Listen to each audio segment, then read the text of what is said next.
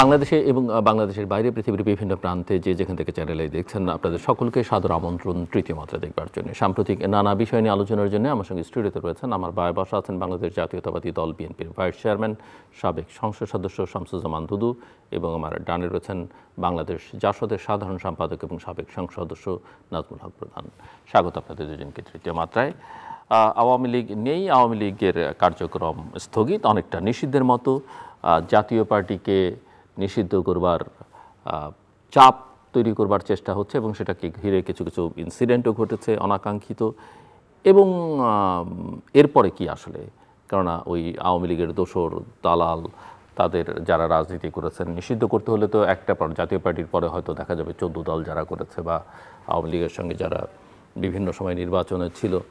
So আমি একটু mister Shamsuzzaman দুদু আপনার কাছ থেকে বুঝতে চাই যে নির্বাচন নিয়ে আপনারা আশাবাদী, ফেব্রুয়ারিতে নির্বাচন হবে, সেই নির্বাচন কি শেষ পর্যন্ত আমরা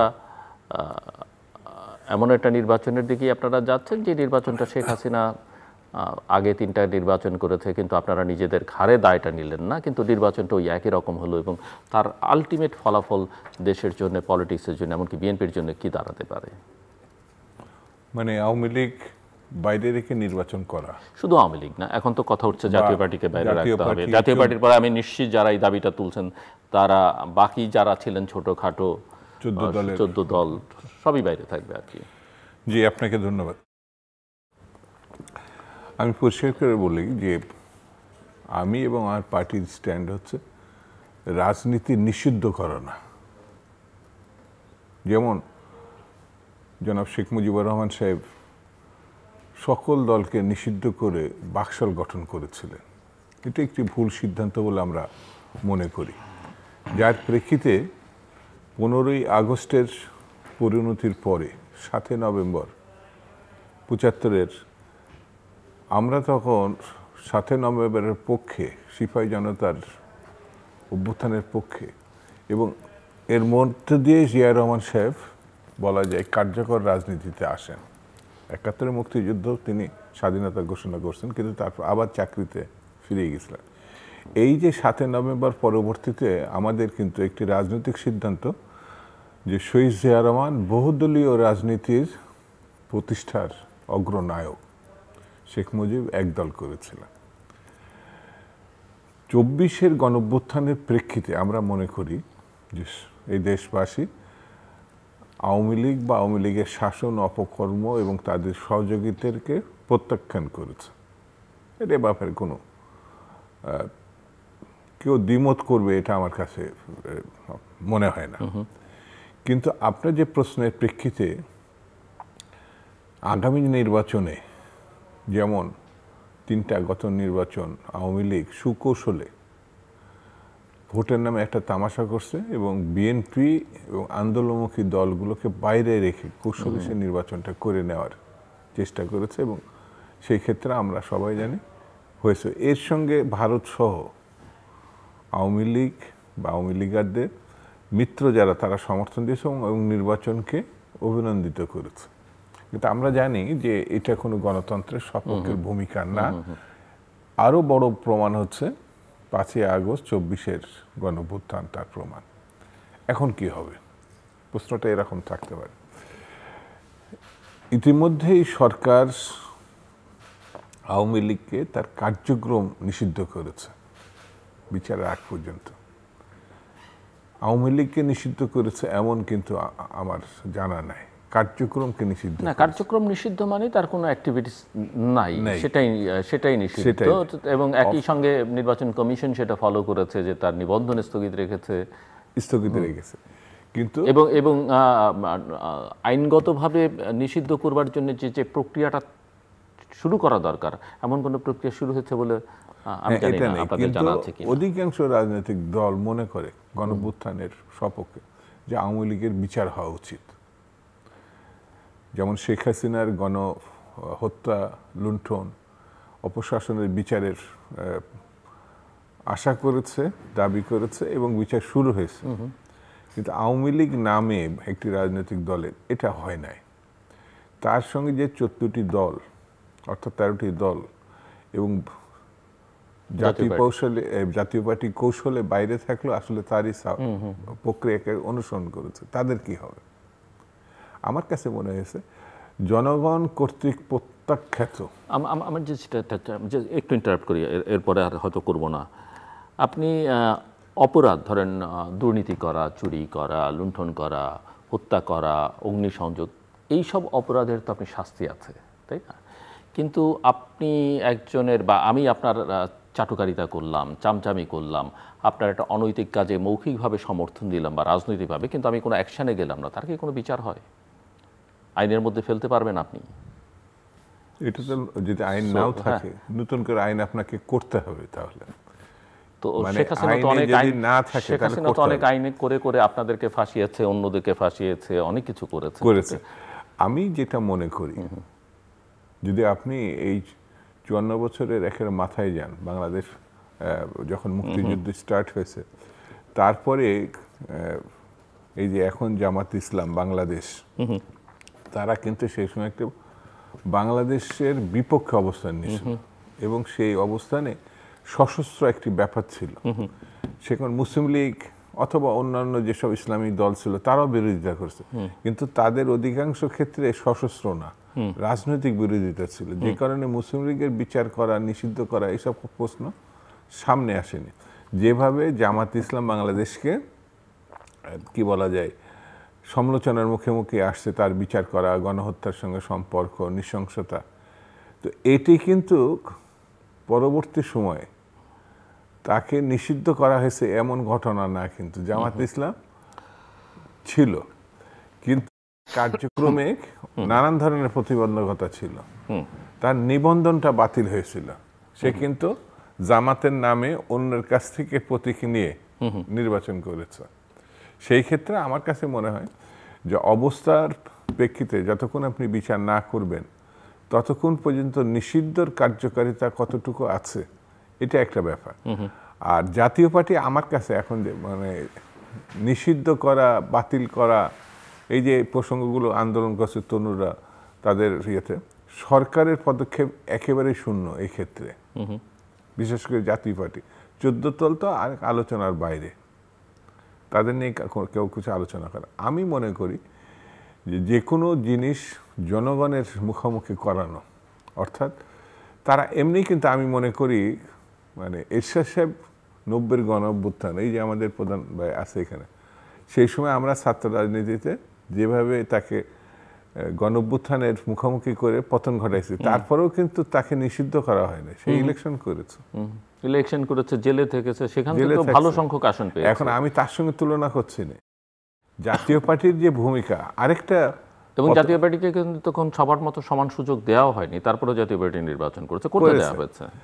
এখন সরকারকে এটা ব্যাখ্যা করতে হবে জাতীয় পার্টি সম্বন্ধে, সরকার কি দেখে, সরকার কি বলে, এখনো পর্যন্ত সে নিষিদ্ধ দল না।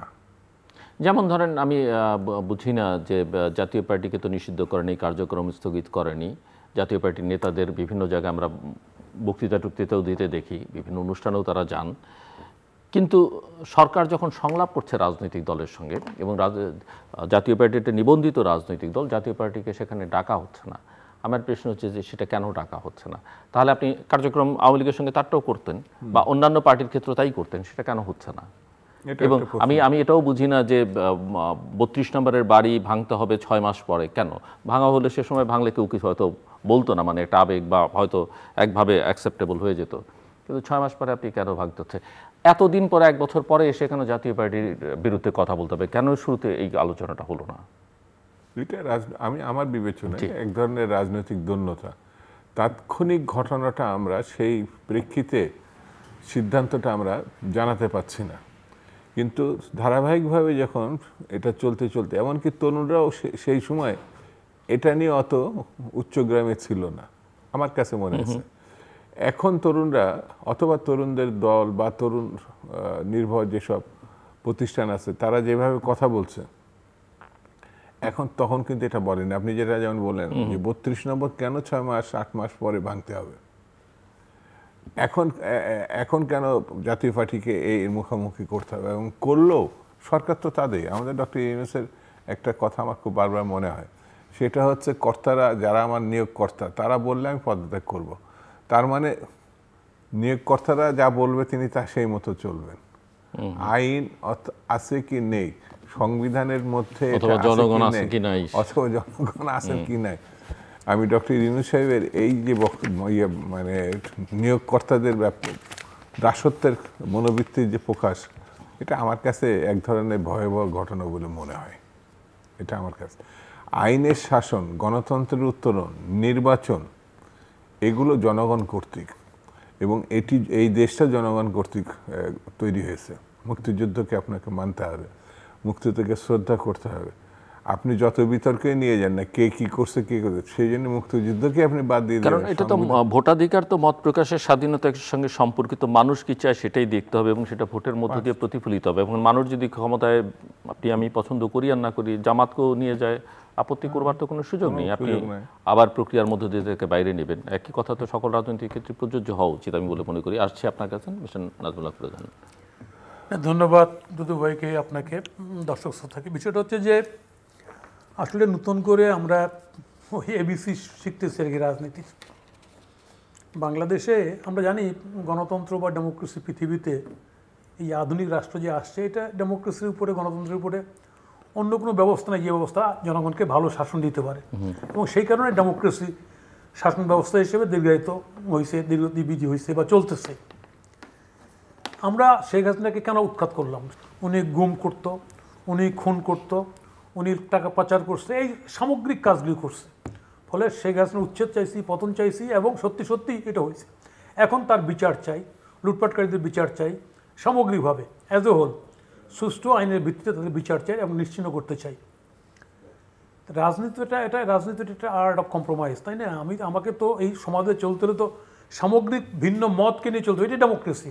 ভিন্ন মতকে যদি মনে করি শেখ হাসিনার মতো যে আমি সব বাদ দিয়ে দিলাম, এই যে অ্যাটিচিউড সরকার যে নিচ্ছে বর্তমান সরকার, এই দৃষ্টিভঙ্গিটা তো শেখ হাসিনার একদম হুবহু কার্বন কপি, একদম এতটুকু পার্থক্য নাই। আজকে যেভাবে শেখ হাসিনা একটা লিগাল ভোট করে, মানে লিগাল মানে দেখাইতে কাভার তৈরি করে, ভোটের কাভার তৈরি করে যে কাজগুলি করছে, এই সরকার আন্দোলনটাকে কাভার তৈরি করে সে একই কাজগুলি করতেছে, পার্থক্য কিছু নাই। এই প্রশ্নটা কিন্তু আসবে সামগ্রিকভাবে, আমার কাছেও আসবে, রাজনীতিদের কাছে আসবে, গোটা বিশ্ব আসবে যে হোয়াট ইউনূস সাহেব ইজ ডুইং। ইউনূস সাহেব এই মবের কাছে কি আত্মসমর্পণ করছে, অথবা ওনার নিজের রাষ্ট্র ক্ষমতা চালানোর যোগ্যতা নাই এই কারণে উনি মবটাকে আশ্রয় করে ক্ষমতা চালাচ্ছে? কোনটা? আজকে 1 বছর পরে, আজকে যখন জাতীয় পার্টির অফিস মিছিল, মশাল মিছিল, তাকে বন্ধ করো, হোয়াই দিস মব? এই মবটা কেন হবে? আজকে একটা পার্টি ঠিক আছে তার ডিমান্ড করতেই পারে যে তাকে ব্যান করো, তো মব নিয়ে যাওয়ার কোনো দরকার নেই তো। কিন্তু হঠাৎ করে যে পার্টিটি করলো গণ অধিকার পরিষদ, তারা তো অনেকদিন ধরে এই বিষয়ে কোনো কথাও বলেনি, হঠাৎ করে তারা করলো। তার পিছনে ইন্ধনদাতা আসছে। এই ইন্ধনদাতারা 71 সালেও বাংলাদেশের রাজনীতিকে প্রশ্নবিদ্ধ করছে মারাত্মকভাবে। এরা শুধু 71 সালে আজকে ওদের বাল বাচ্চা যারা এদেরকে ভুল জিনিস শিখায় বা ভুল বলছে, এরা তো 71 সালে সরকারের পার্ট ছিল। 71 সালে ডক্টর মালিকের, ঠেটা মালিককে আর সরকারের অংশ 4টে মন্ত্রী ছিল জামাতের, 4টে মন্ত্রী। এবং যখন পতন হচ্ছে তখনও তারা সেই পাকিস্তানকে রক্ষার জন্য তারা মারাত্মকভাবে লড়াই করতেছে, বাহিনী বানাইছে, আল শামস বানাইছে, বদর বানাইছে, এগুলি বাহিনী বানাইছে। এবং অক্সিলারি ফোর্স হিসেবে সারেন্ডার যখন করছে তখন সেই সারেন্ডার দলিলে উল্লেখিত ছিল। তারাও নিজেরা পলাই গেছে বা পলাই না, ওরা পলাই গেছে, গোলাম আজমরা পলাই গেছে, বার্মা পলাই গেছে, মৌলানা আব্দুলরা পলাই গেছে নেপাল হয়ে, ডকুমেন্টেড বই আছে এগুলির। একুল ইসলাম, ইমামুদ্দিন তাহার, ওনাদেরই লোক লেখছে বই। সৌদি আরবে কি করছে যে হিন্দুরা শেষ করে দিয়েছে এই আমিরদের কাছে এই আরবিতে এই কথা বলে দেয়, একটা টাকা কালেকশন করছে। এভরিথিং ইজ ডকুমেন্টেড, কিন্তু কোনো বাদ নাই। তাহলে আজকে এই মবের কাছে এই সরকারের আত্মসমর্পণ অথবা নিজের চালানোর যোগ্যতা নাই দেখে মব যেমন তাই করতে হবে। সরকারের লোকজন অনেকে তো এটাকে মব হিসেবে মানতেই রাজি না। না, আসলে সরকার তারা তো বলছেন না এটা মব। আপনি যদি বলেন, আপনি তারা এটাকে প্রেসার গ্রুপ হিসেবে দেখছেন। আপনি যেভাবেই বলেন না কেন, প্রেসার গ্রুপ, জনগণের প্রেসার গ্রুপ জনগণকে সাথে নিয়ে করবে। সিম্পল কিছু লোক যাচ্ছে এবং পরে আইন শৃঙ্খলা রক্ষাকারী বাহিনীর সহায়তা পাচ্ছে। তার মানে গভর্নমেন্ট হয় সারেন্ডার করছে, অথবা গভর্নমেন্টের এই মব বাহিনীর বাইরে সরকারের করার কিচ্ছু নাই। এবং যে কারণে আজকে জনমনে প্রশ্ন আসতেছে, যে আমার মনেও প্রশ্ন আসতেছে, সরকার কি আদৌ ভালো করে নির্বাচন করতে পারবে? এই সরকার কি আদৌ ডেমোক্রেসিকে সেটেল করতে পারবে? ইভেন এই যে ডাকসু নির্বাচন বা ছাত্র সংসদগুলো নির্বাচন হচ্ছে, এটা নিয়ে অনেকে মনে করেন যে জাতীয় নির্বাচনের আগে আসলে এই নির্বাচনগুলো করার দরকার ছিল না, এটা একটা পরিস্থিতিকে ঘোলাটে করতে পারে। এবং ডাকসু ইলেকশনকে কেন্দ্র করে যা হচ্ছে এটা আদালত পর্যন্ত গেল এবং আজকে অ্যাপিলেট ডিভিশন এটার চূড়ান্ত হয়তো সিদ্ধান্ত ফয়সালা হবে। কীভাবে মনে করেন? আসলে শুনেন, ডাকসু নির্বাচন এখানে প্র্যাকটিক্যালি তো আমরা তো এটা সত্যি একটা হচ্ছে রাজনৈতিক শক্তি। ইভেন কি আমি আজকে যদি বলতে হয়, ছাত্র সংসদ নির্বাচন হচ্ছে ছাত্রদের শুধু নেতৃত্ব নির্বাচন না, ডেমোক্রেসিকে সুষ্ঠু করে, শক্তিশালী করে। এবং আপনি দেখবেন, আপনি ছাত্র ছিলেন, দুদুভাই ছিলেন, ইলেকশন প্রচার ডাকসুতে সবসময় অপোজিশন ক্যান্ডিডেট ছাত্রকে লিড করে।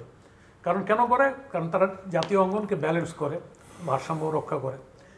এক্সেপশন হচ্ছে এইটাই যে মানে কি বলে যে অপোজিশনের মধ্যে এরশাদের সময় যে ভোটগুলি হলো সেখানটায় বিএনপি একটা ভালো রোল প্লে করছে, এবং বিএনপি আমরা সংগ্রাম পরিশোধ করার পরেও কিন্তু যখন ভেঙে গেলাম তখন বিএনপি জিতে গেল একাই। তার মানে হোল অপোজিশন রাজনীতিটাই ছিল। এর আগেও ডাকসুগুলি তাই অপোজিশন রাজনীতি। সেই ক্ষেত্রে এতদিন ডাকসু নির্বাচন ছিল না।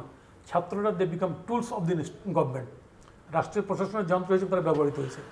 আজকে ডাকসু নির্বাচন আসছে, তার আগে ছাত্র সংসদ ছাত্র সংগঠনগুলিকে কীভাবে ক্রিয়া করবে না করবে, তাই না? এটা তো উৎসব একটা, এই ডাকসু নির্বাচনটা উৎসব। আমরাও যেতে পারছি না, গেলে কী বিপদে পড়ে যাবো জানি না। এটা উৎসব, তো সেই উৎসবটা ঈদের মতো উৎসব ডাকসু নির্বাচন, ছাত্র সংসদ নির্বাচন। এবং ছাত্র সংসদ নির্বাচনের সময় এখন সেনাবাহিনীকেও চাচ্ছে বিভিন্ন সেখানটায় সেই পরিবেশটা তৈরি। এবং আমি যেটা শুনছি, আপনার জাহাঙ্গীর ইউনিভার্সিটি, রাষ্ট্রীয় বিভিন্ন পদে লোকই পাওয়া যায় না। তাহলে এটা আমার ধারণা সময় নিয়ে করা উচিত ছিল, নির্বাচনটাকে হেলদিয়ার করার জন্য, যেটা আমাদের জাতীয় অঙ্গনকে পরিপুষ্ট করতে পারতো। তড়িঘড়ি করে নির্বাচনের কোনো প্রয়োজন ছিল না, তড়িঘড়ি করে। এবং আমি তো পত্রিকায় দেখছি বিভিন্ন সব জায়গায় সবাই প্যানেল দিতেও পারেনি, কথা বলছেন না, দিতেও পারেনি। কারণ বিগত সময়ে রাজনীতির কোনো ছাত্র রাজনীতির কোনো পরিবেশ ছিল না। ছাত্র রাজনীতি অবশ্যই প্রয়োজন দেশের, ছাত্র রাজনীতি না হলে তো কেমন জানি মানে ডেমোক্রেসিটাই অচল হয়ে যায়। আজকে সেই জায়গায় ডাকসু নির্বাচন, আমি জানি না এখানটায় আর্মির কথায় আসছে, এখানটা বিভিন্ন রকম ক্যাম্পিং, এদের সোশ্যাল মিডিয়া তো আজকাল খুব ফাস্ট দেখা যাচ্ছে। সেই ক্ষেত্রে আমি তারপরেও চাই, যেহেতু হচ্ছে সুষ্ঠু হোক নির্বাচনটা, ছাত্র নেতৃত্ব ওরা যারা তৈরি করবে। আমি তো অবশ্যই আমাদের পার্টি না, আমাদেরও সমর্থিত প্যানেল আছে, কেন আমাদের পার্টি কমিউনিস্ট পার্টি, তারপর বাসদের সমর্থিত প্যানেল আছে, আমাদের নাইম অয়ন অদিতি প্যানেল, হ্যাঁ, বিপিজিএসডি প্যানেল করা, আরও প্যানেল আছে। আমরা অবশ্যই চাই আমাদের প্যানেল জিতুক, কিন্তু আমি চাই ভোটটা যেহেতু হচ্ছে এটা খুব জ্ঞানত্যান প্রকারে, খুব ওইরকম সুষ্ঠুভাবে ডাকসু ভোট হচ্ছে বলা যাবে না। সেই ক্ষেত্রে ভোটটা যাতে সুষ্ঠু হয়, সুন্দর হয়, যাতে ছাত্ররা নিজেদের মতো করে নিজেদের নেতৃত্ব নির্বাচন করতে পারে, কারো দ্বারা যাতে প্রভাবিত না হয়, এবং খারাপ সিনারিও যাতে না হয় যে ভবিষ্যতে ছাত্র রাজনীতি আর মানুষ সিসিগুলো যেন দরকারই নেই, এরকম যেন না হয়, সেটাই কামনা করি। জি, শামসুল মাহমুদ। ডাকসু যখন আলোচনাটা আসলো, আমাদের আমার মনে সবারই একটা ক্যাম্পাস ভিত্তিক একটা স্মৃতি আছে। আমাদের সবারই ডাকসু নির্বাচন কেন্দ্রিক স্মৃতি আছে। আপনি প্রার্থী ছিলেন, তো সেই জায়গাটায় আমার কাছে মনে হয়েছে এবারে ডাকসুর সঙ্গে পার্থক্যই, তখন আমাদের সিনিয়ররাও এটার অংশীদার ছিল, যারা ছাত্র সংগঠন বিভিন্নভাবে তারা করছে। আমাদের জুনিয়ররা তো তারা ভোটারই ছিল। এখন কিন্তু এক ধরনের নিয়ন্ত্রণ হচ্ছে আমার কাছে, যেটা মনে হয়েছে বাধা। আরে ভাই, আমরা তো ওখানে গিয়ে লাইব্রেরিতে বা কি বলে মধুদার ক্যান্টিনে বসে একটু বাদাম খাই, চা খাই, একটু আড্ডা দিয়ে তো আসতে পারতাম। কিন্তু একটা নিষিদ্ধ একটা ব্যাপার, মানে কোথায় যেন একটা ব্যারিকেড দেওয়া হচ্ছে। ও যেটা বললো প্রধান ভাই, সেটা মানে আরও খোলামেলাভাবে আরও সময় নিয়ে করা যেত। মানে জাতীয় রাজনীতিটাই ডিসাইড আমরা করতে পারছি না, মানে কবে হবে, কীভাবে হবে। এটা হয়ে যাওয়ার পরে ওটা হলে হতো আমার বিবেচনা আরও ভালো হতো। এবং আমি যতটুকু জানি যে একেবারে সেলিম ভাই থেকে প্রথম ডাকসুর ভিপি থেকে শুরু করে মান্না ভাই বসা সবাই কিন্তু এই বিবেচনা থেকে তারা একটা ফাংশনের কথা বলেছে যে আমরা সবাই মিলে তো ডাকসু করতে পারি, তারা তো অংশীদার। কিন্তু কীভাবে যেন হঠাৎ করে মনে হলো যে মহল বিশেষকে সুবিধা দেওয়া বা এইসব কথাগুলো উঠছে বিভিন্নভাবে। তো যাক, তারপরেও আমি প্রধানের সঙ্গে একমত যে এটা ভালো নির্বাচন হোক। ডাকসু এমন একটা জায়গা, এমন একটা প্ল্যাটফর্ম, এমন একটা ঘটনা, এই সারা বাংলাদেশে শুধু ছাত্রদের নিয়ন্ত্রণ করে এটা বলা ভুল হবে। এই জাতীয় রাজনীতিতে একটা ভূমিকা থাকে, তাই দৃশ্যমান অথবা অদৃশ্যমান। কিন্তু ডাকসু নির্বাচনেও তো জাতীয় রাজনীতি না হয় বাদিয়ে দিলাম, সেখানেও যে একটা লেভেল প্লেইং ফিল্ড, সবার নির্বাচন করবার ভোট দেবার অধিকার আছে, সেটাও তো হচ্ছে না। এমনকি এই অভ্যুত্থানের পরে ছাত্র দলই তো আসলে সবচেয়ে বড় শক্তি ছাত্র দলকেই তো অভ্যুত্থানের পরেও ছাত্র দলের পোস্টার ছেড়ে ফেলা হয়েছে, অনেক কিছু করা হয়েছে, এবং এখন হলে হলে বিভিন্ন গিফট উপহার দেবার, উপঢৌকন দেবার যে প্রবণতা, এগুলো তো আগে কখনোই ছিল। যেমন আমি একটা কথা বলি, এটা আমার আমি জানি না, এখন আমি এবার শুনলাম যে যারা এমফিল করছেন তারাও ভোটার, আগে তো কখনো এরা ভোটার ছিলেন বলে আমি শুনিনি। এটা ছিল না আমাদের সময়, রেগুলার স্টুডেন্টরাই ভোটার এবং তারাই ভোট দিতে পেরেছে।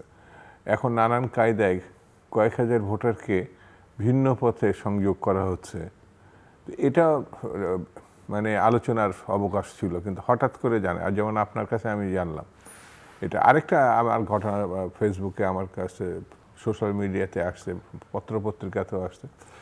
একটা মেয়ে তার মতো করে সে ভেবে একটা মামলা করেছে, এটা তো ভাবতেই পারে, মামলাও করতে পারে, কোর্ট কাছারির সে মামলার ব্যাপারে সিদ্ধান্ত নিতে পারে, কিন্তু তার সম্বন্ধে যে প্রতিক্রিয়া ফেসবুকে দেওয়া হয়েছে, এটা আমার কাছে মনে হয়েছে এটা ঢাকা বিশ্ববিদ্যালয়ের কোনো ছাত্র করতে পারে, কোনো ছাত্র সংগঠনের কেউ করতে পারে, এত নিচে নামতে পারে, এটা আমার মানে ভাবতেই পারি না।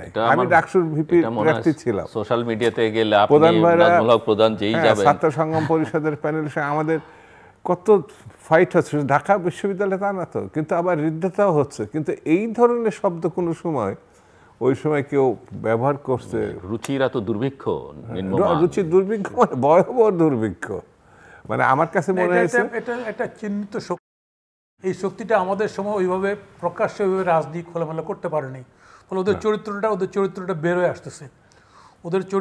বের হয়ে আসতেছে এবং তারাই এই কাজটা করতেছে। এটা একদম নির্দেশ বলা যায় ধর্মান্ধরের শক্তি, যারা এই ধরনের কাজগুলো করতেছে। না, আপনারা চিন্তা করেন প্রধান ভাই, যে আপনি জামাতকে ভোট দেওয়া মানে আল্লাহকে ভোট দিচ্ছেন, বেহেশতের মালিক হয়ে গেছে। হ্যাঁ, মানে বেহেশতের কার্ড বিক্রি করা শুরু করছে, যে আপনারা কার্ড নিয়ে যান, মানে জামাতের কার্ড নেওয়া মানে বেহেশতের কার্ড নেওয়া যায়। ধর্মকে আপনি সাংবিধানিক ভাবে ধর্মকে এইরকম ভাবে ব্যবহার করার কোনো সুযোগ নাই। এখন জামাতের প্রসঙ্গ যেহেতু আসলো, ডাকসু নির্বাচন, জাতীয় নির্বাচনের প্রসঙ্গটা মিস্টার নাজমুল হক প্রধান তুলেছেন।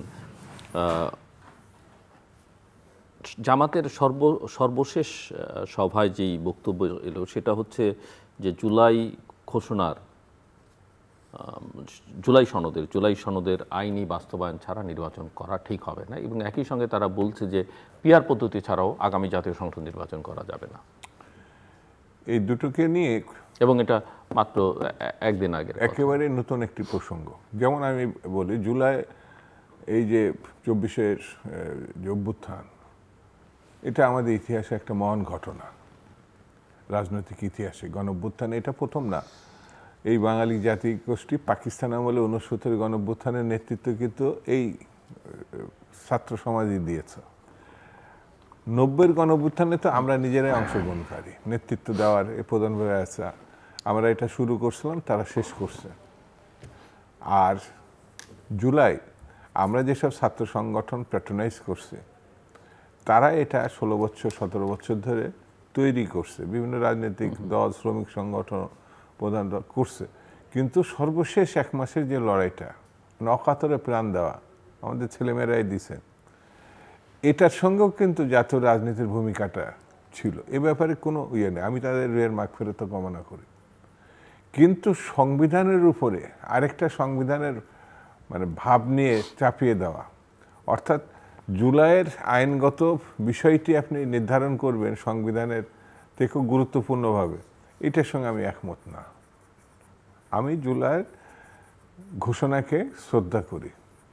আমি সেটা এখন বলছেন যে তারা কিছুটা সংশোধন করে আবার রাজনৈতিক দলগুলোর কাছে পাঠাবে, এবং ঐকমত্য কমিশন বলেছে যে এটার বাস্তবায়ন প্রক্রিয়াটা কিভাবে হবে, আইনি প্রক্রিয়াটা কি হবে, সেটা নিয়েও তারা রাজনৈতিক দলগুলোর সঙ্গে আলাপ করবেন এবং তারপরে মতামত করার কোনো দরকার আমার কাছে নেই। এটা আলোচনা চলতে থাক, অসুবিধা নেই। এটা পরবর্তী নির্বাচনে পার্লামেন্টে ডিসাইড করবে, কিন্তু পার্লামেন্টকে বাইরে রেখে, সংবিধানকে বাইরে রেখে আমি একটা সিদ্ধান্ত চাপিয়ে দেব, এটা ঠিক হবে না। এটা আমার কাছে পরিষ্কারভাবে আমার মতামত।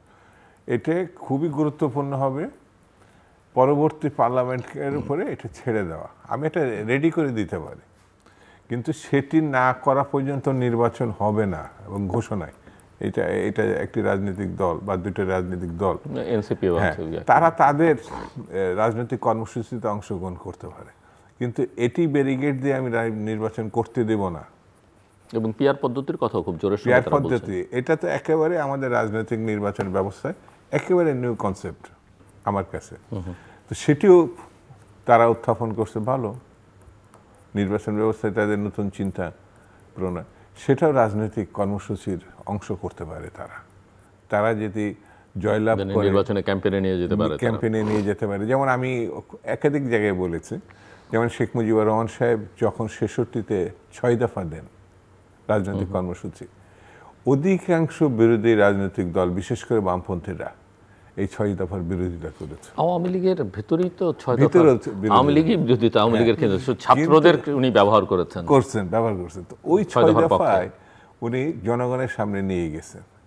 একটা মুহূর্তে মানে ৭০-এর নির্বাচনে বলা যায় ৬ দফাটাই মুখ্য বিষয় হয়ে দাঁড়িয়েছিল এবং আওয়ামী লীগের বিজয়টা মনে করা হয়েছিল ৬ দফার বিজয়। আমি যেসব দল পিআর পদ্ধতি নিয়ে কথা বলছেন তারা রাজনৈতিক ইস্যু করতে পারে, যদি ওটা মানুষের কাছে গ্রহণযোগ্য হয় ওই পিআরের কারণে ওই রাজনৈতিক দল জয়লাভ করতে পারে। আর যারা বিরোধিতা করছে তাহলে পরাজিত হবে, তারা পার্লামেন্টে গিয়ে পিআর করতে পারে, পরবর্তী পিআর পদ্ধতিতেও যেতে পারে।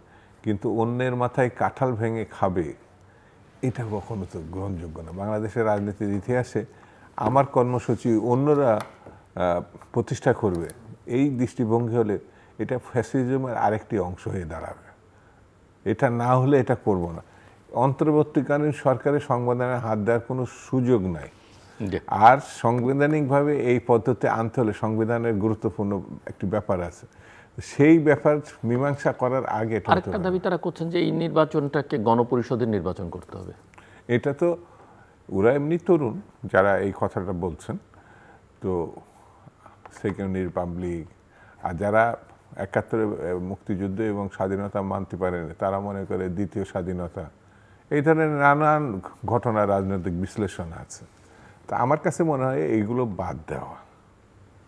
গণপরিষদ বাংলাদেশ নতুন করে স্বাধীন হয় নাই, নতুন করে সংবিধান লেখার কোনো সুযোগও নাই, কিন্তু সংবিধান পরিবর্তন করার সুযোগ আছে। সেটি তারা সংখ্যাগরিষ্ঠতা যেহেতু গণঅভ্যুত্থান করছে, জনগণ তাদের সমর্থন করছে, এইভাবে যদি আমি দেখি তার নির্বাচনে গিয়ে তো একটি নতুন রাজনৈতিক দল বা তার মিত্ররা জয়লাভ করতে পারে। করলে পার্লামেন্টে গিয়ে সংবিধানে যেসব সংশোধনী আনা সম্ভব, এমনকি যদি নতুন কোনো চিন্তাও তাদের মাথার মধ্যে আসে সেটা পার্লামেন্টে গিয়ে করতে হবে। সেই ধরনের সমর্থন বা সংখ্যাগরিষ্ঠতা থাকতে হবে। যদি না থাকে তাহলে পরে এইসব কথা ছেলেমানুষী কথা হিসাবে চিহ্নিত হবে। এগুলো রাজনীতির পরিপক্কতামূলক বক্তব্য, এটা আমার কাছে মনে হয় না। আসলে আমি মানে আন্দোলন বিজয়ের পরে বিশেষ করে জামাত ইসলাম, এটা নো ডাউট একটা বড় পার্টি, তো সেই বড় পার্টির পক্ষ নির্বাচনে কটা সিট পাইছে না সেটা আমি বলবো না, বড় পার্টি দেখবে পেয়ে আসছে লোকজন।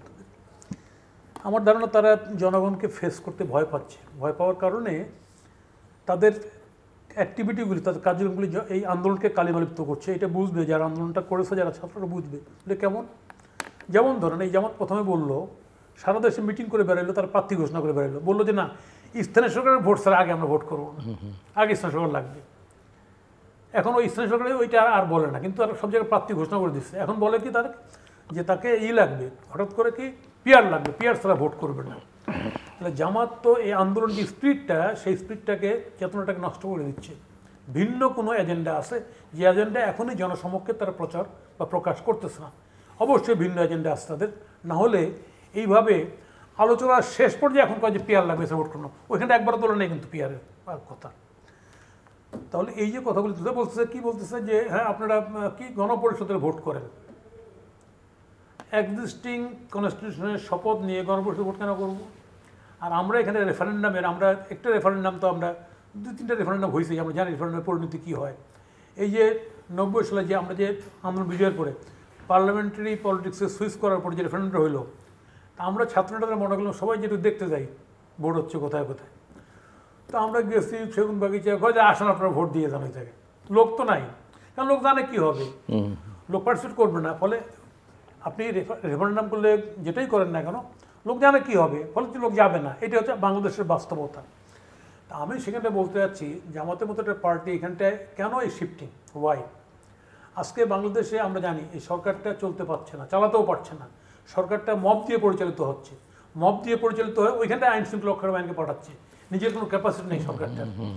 এই ক্যাপাসিটি নাই দেখে আজকে আমাদের সেনাবাহিনী বিতর্কিত হচ্ছে, আমাদের পুলিশ আরও বিতর্কিত হচ্ছে। আর কোথায় কোথায় কিছু আছে নতুন রাজনীতিবিদ, তাই না, যারা পুলিশকে সেনাবাহিনীকে সমানে একদম এই যে ইন্ডিয়া না দিল্লি না অমুক না তমুক, আজকে আসলে চাচ্ছি নাকি আমরা? আসলে আজকে বাংলাদেশটাকে শেখ হাসিনা, ডেফিনেটলি শেখ হাসিনা বাংলাদেশটাকে ইন্ডিয়ার পকেটে ঢুকাই ফেলছিল। That's right. তার মানে এই না যে আমাকে যে বের করে আমাকে আরেকজনের পকেটে ঢুকতে হবে, নো। তাহলে বাংলাদেশটা এমন এক জায়গায় দাঁড়াতে হবে যে জায়গায় দাঁড়িয়ে বাংলাদেশটা এই সাবকন্টিনেন্টের যে প্রবলেম, আমাদের ছাত্রছাত্রী দেশভাগের পর যেটা এখনও মীমাংসা নেই, কী মীমাংসা নেই? সাম্প্রদায়িকতা। আজকে এখানে যেমন মাইনরিটিটা যেমন ভোগে, ঠিক ইন্ডিয়াও মাইনরিটিটা ভোগে, 20-22 কোটি মুসলিম ভোগে, তাই না? তাহলে আজকে বাংলাদেশটা তো সেই রোল প্লে করতে পারে। আমি সেই ক্ষেত্রে অবশ্যই জিয়া যে সার্কটা করছিল, সার্ক, আমি অবশ্যই মনে করি সার্কটাকে শেখ হাসিনা দিল্লির পাল্লায় করে অথবা মোদীকে খুশি করতে গিয়ে সার্কের ভয়েসটা রেজ করে নাই। আমি একটা আজকে একটা দুদিন সময় নিয়ে বলতেছি, জীবনের প্রথম ইন্ডিয়া একটা কনফারেন্সে গেছিলাম দিল্লিতে, জহিরুদ্দিন স্বপন গেছিল, মোস্তফা ফারুক, আমি, টিঙ্কু, অসম গেছিলাম এখানটায়। তা আমাদের সেই কনফারেন্সে আইকে গুজরালের ইনাগুরাল সেশনে ভাষণ দেওয়ার কথা ছিল, উনি না এসে হঠাৎ করে আমাদের কাছে আসলো যে প্রফেসর টি.এন. কৌল, হি ওয়াজ ফরেন ডিপ্লোম্যাট, ফরেন সেক্রেটারি ছিল, দিল্লি জওহরলাল ইউনিভার্সিটি টিচারও ছিল। তার লেখা বাংলাদেশের পত্রিকায় অবজারভার ছাপা হতো, 71 সালে সে ছিল। তো উনি বক্তৃতা দিয়ে একটা জায়গায় মনীষ তিওয়ারি ছিল, কংগ্রেসের প্রেসিডেন্ট মন্ত্রী হয়েছিল, উনি প্রিজাইড করতেছিল। তো এরকম আমরা তো স্কোয়ার শেপ বসছি, বাংলাদেশের নাম সহকারে আমরা এক জায়গায়। তো পট করে বলে ফেলো ওনার বক্তব্যের মধ্যে যে তোমরা অল ইস্টার্ন লিডার, ভবিষ্যৎ নেতা, তোমাদের পাকিস্তান একটা গরিব দেশ, কেন নিউক্লিয়ার ওয়েপন সজ্জিত হতে যাচ্ছে পাকিস্তান, তার এটা বন্ধ করা উচিত, এই ভয়েসটা রেজ করো। তা আমি জানান, আমি হাত তুলে কমেন্টস, তা আমি ওনাকে ধন্যবাদ দেবো, সুন্দর বলছেন। তা আপনি পাকিস্তানের কথা বলছেন কিছু না, আপনিও তো গরিব দেশ, আপনার এইখানে সেফ ড্রিঙ্কিং ওয়াটার নাই, এই এত লোক স্যানিটেশনের আওতার বাইরে, তাহলে আপনি কেন করতেছেন? তারপরে লেটাস রেজ কমন স্লোগান যে ভারত পাকিস্তান নিউক্লিয়ার দরকার নাই, এই জন্য শান্তির জন্য। তা আজকে আমাকে ভারতকে কন্ডেম করে পাকিস্তানের কোলে দেওয়ার কোনো সুযোগ নাই। তাহলে আমাকে বাংলাদেশের নিজের পায়ে দাঁড়িয়ে ভারতকে যেমন কন্ডেম করি, পাকিস্তান কন্ডেম করি, তার সামগ্রিক বাংলাদেশ যদি এই রোল নিতে পারে, তাহলে বাংলাদেশের মধ্যে এই সাবকন্টিনেন্ট পিস হইতে পারে, শান্তির ভূমিকা বাংলাদেশ গ্রহণ করতে পারে, যেটার কারণে সার্কটাকে স্ট্রেনথেন করা। কিন্তু আজকে এইখানটায় বাংলাদেশে এই সামগ্রিক ঘটনাগুলি তৈরি করে এক একটা বয়ান তৈরি করেছে, যে বয়ানটা আমাদের দেশের সংগতির জন্য প্লাস স্থাপনের জন্য ক্ষতিকর, ভয়ানক ক্ষতিকর, খারাপ বলে প্রতীয়মান হচ্ছে আমার কাছে। আজকের ভোটের কথা আজকে এখানে কথা তুললাম এই কারণে, আজকে একদিন পর আসতে হবে যে কি জাতীয় পার্টিতে ভোট করতে দেওয়া যাবে না, ব্যান করতে হবে, ওকে আওয়ামী লীগকে ব্যান করতে হবে। তো ব্যান করে কাকে নিয়ে ভোট করবেন আপনি? ডেমোক্রেসির ফান্ডামেন্টাল ভিত্তি তো আপনি কন্ডিশন ফুলফিল করতেছেন না, আপনি জনগণের ভোটে অংশগ্রহণটাকে নিশ্চিত করতেছেন না। আর যে মব কালচার তৈরি করবে, সেই মবের কারণে বলে দিয়ে আসবে আপনাদের ভোটে আওয়ামী লীগ ভোট দেওয়ার দরকার নাই, ব্যাস শেষ। তার মানে আপনি অল্প সংখ্যক লোক নিয়ে ভোট করে নিজে মামারা আপনারা করে ভোট করে আপনি ক্ষমতায় আসতে চান না?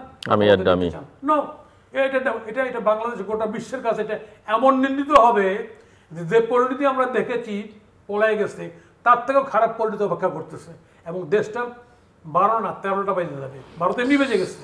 সেই জায়গায় দাঁড়িয়ে যদি বর্তমান রাজনৈতিক যারা আছেন, যারা রাজনীতি চিন্তা করছেন, ভবিষ্যতে করবেন নতুন সব মিলে, আমি বলতে চাই let us come in conclusion, যে আমরা এটা উপসংহারে আসি যে আমরা এই ওয়ান্স ফর অল আমাদের এই যে পারস্পরিক যে শেষ করে দেওয়া, নিশ্চিহ্ন করে দেওয়া যে রাজনীতি, আমি বিরোধী দলকে নিশ্চিহ্ন করে দেবো অথবা ওই পক্ষে নিশ্চিহ্ন করে দেবো, এর থেকে বেরিয়ে আসার কী পদ্ধতি আছে?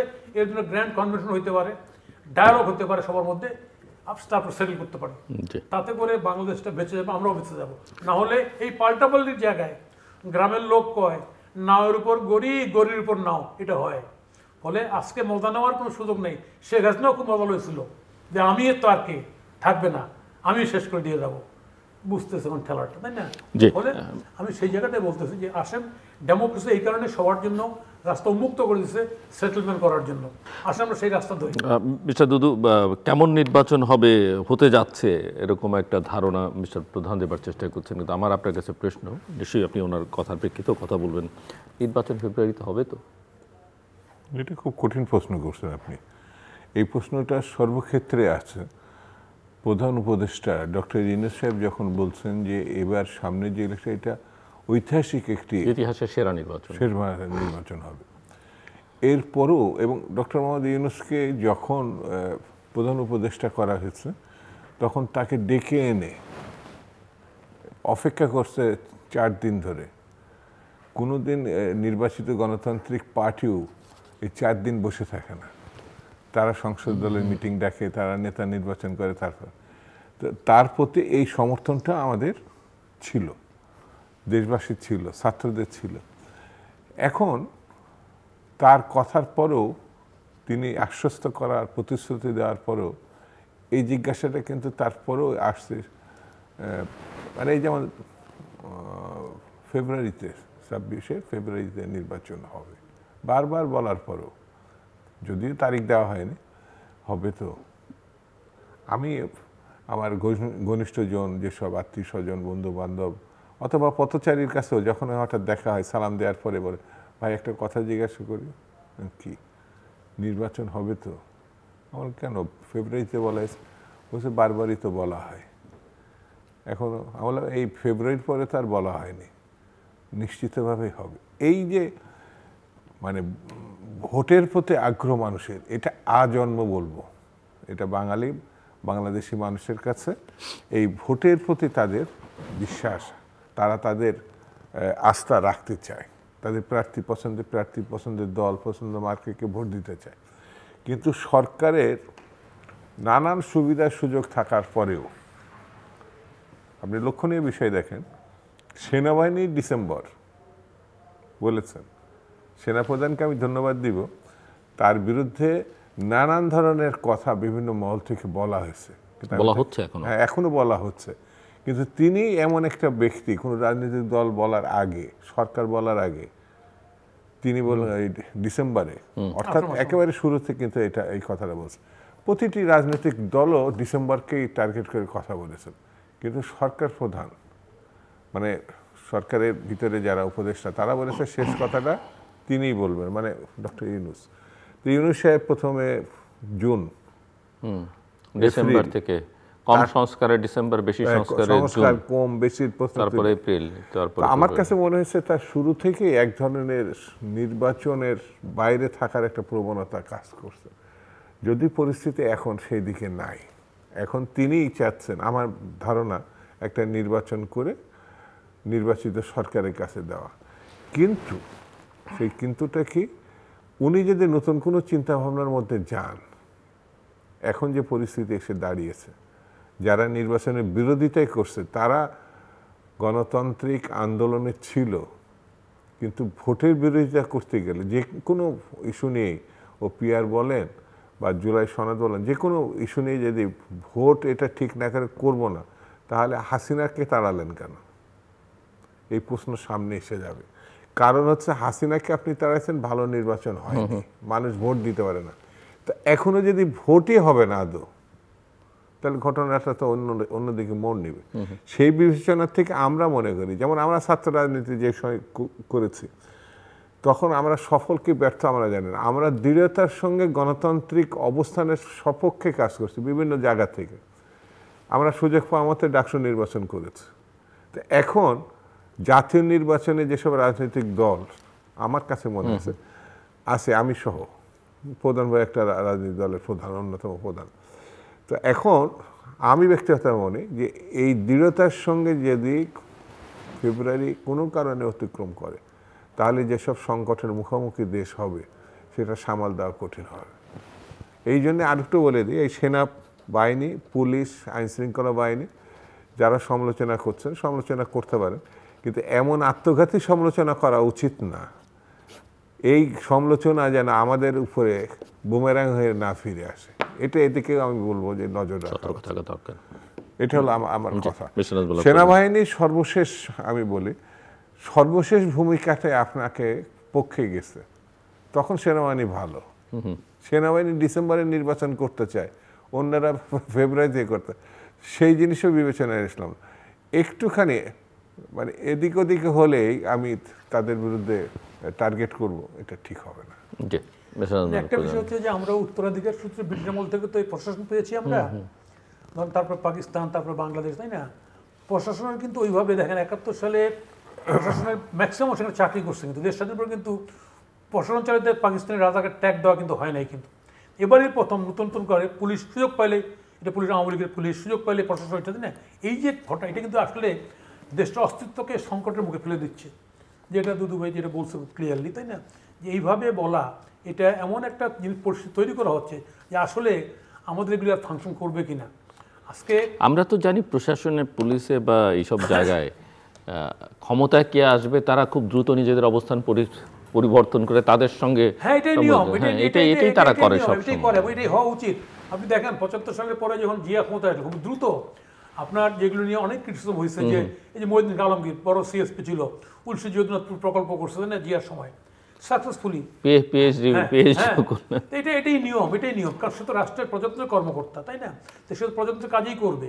কিন্তু আজকে যেভাবে ট্যাগ দিয়ে একটা অস্বাভাবিক পরিবেশ তৈরি করার চেষ্টা করা হচ্ছে, আমার মনে হয় এই যে শেখ হাসিনা তো এক ধরনের একটা ডিভিশন তৈরি করছিল, এটা আরও এমন একটা ডিভিশন তৈরি করছে, ডিভিশনের কারণে বাংলাদেশটা একটা পার্মানেন্ট সংকটের মধ্যে ঢুকে যাচ্ছে।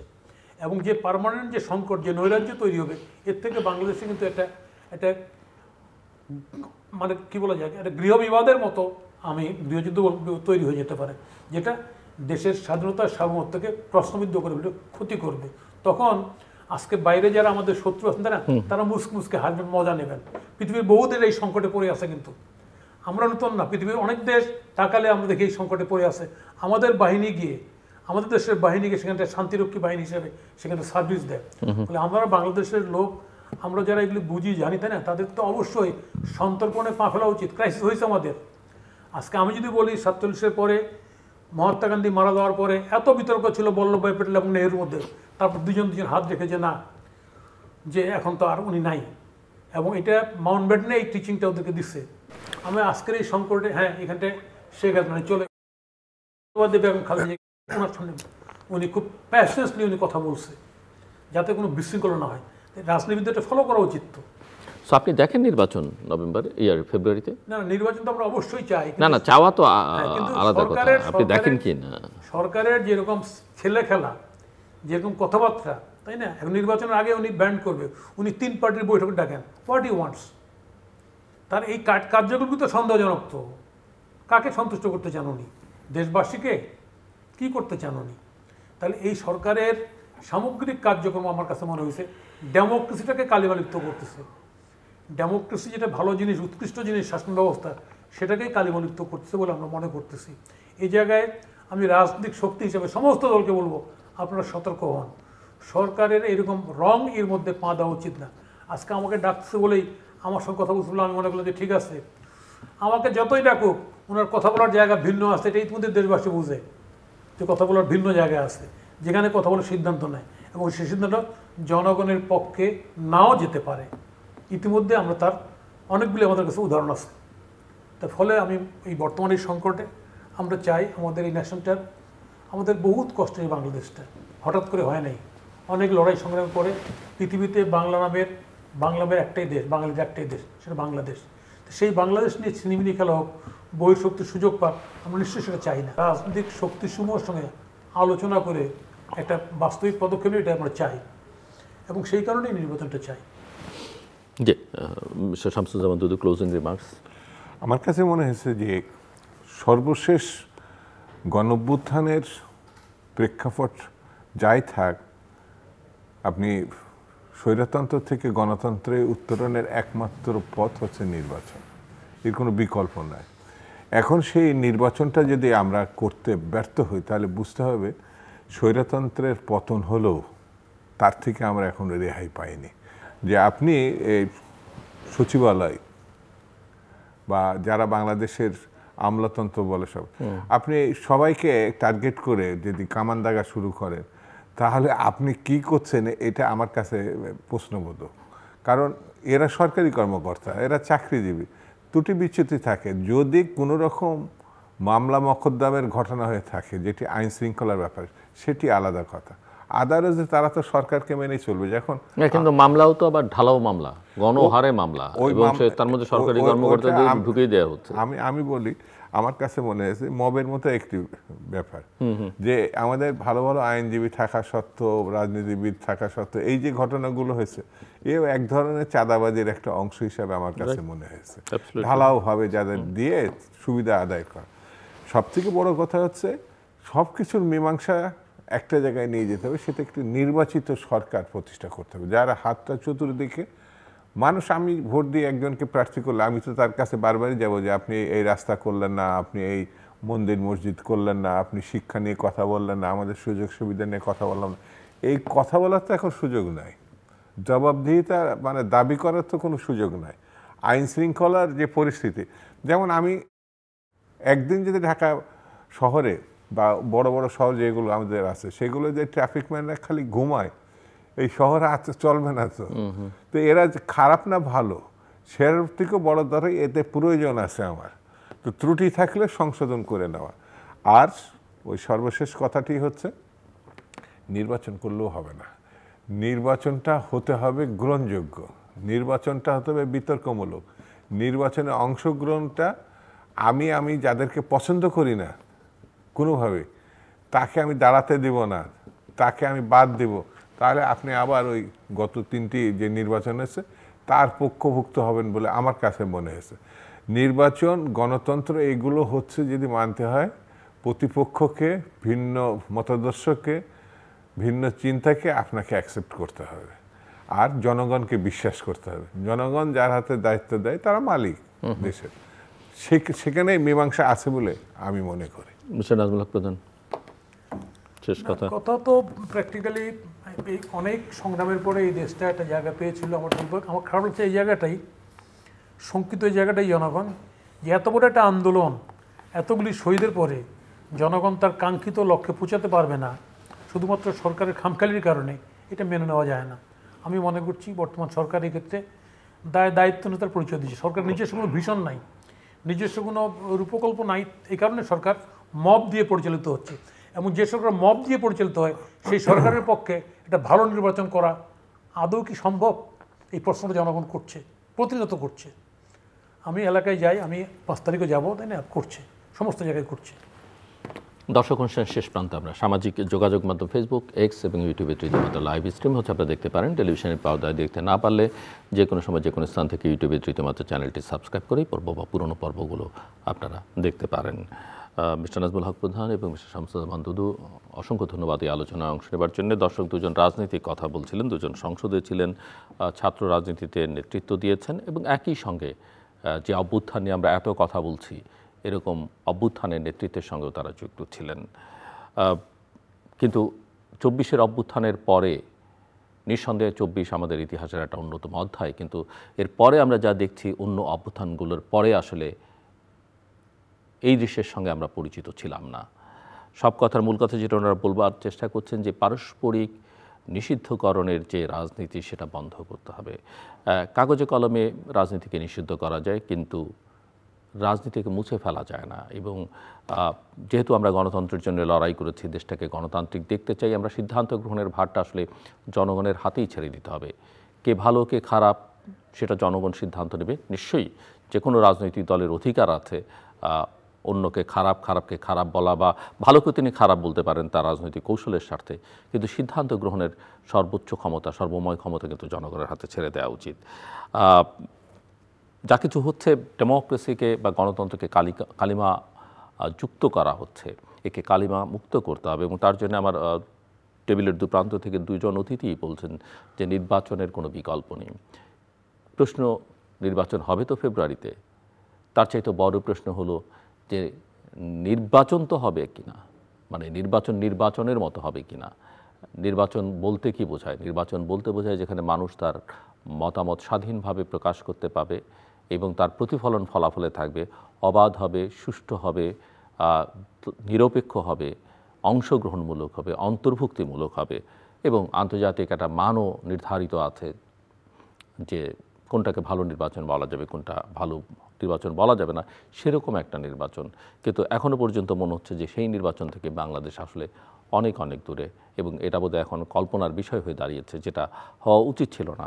আমরা আশা করব যে সেরকম একটা নির্বাচন করবার জন্যে সকল মহল থেকে একটা উদ্যোগ নেওয়া দরকার। এর জন্য যদি কাউকে চাপও দিতে হয়, চাপ দিতে হবে, কোনো জায়গায় পরিবর্তন আনতে হয়, সেটাও করতে হবে। কিন্তু ঢালাওভাবে যে মব কালচার, এই মব কালচার আসলে ভালো নির্বাচনের গ্যারান্টি দিচ্ছে না। এবং ওই যে মামলা মোকদ্দমা যাই বলি না কেন, সেগুলোর মধ্যে মবের একটা স্টাইল ঢুকে পড়েছে। কাজে এটা দেশের জন্য, দেশের রাজনৈতিক সংস্কৃতির জন্য, সামাজিক সংস্কৃতির জন্য কোনো অবস্থাতেই কল্যাণকর নয়। আমাদের সঙ্গে থাকবার জন্য অসংখ্য ধন্যবাদ। আপনাদের সবার জন্য শুভকামনা।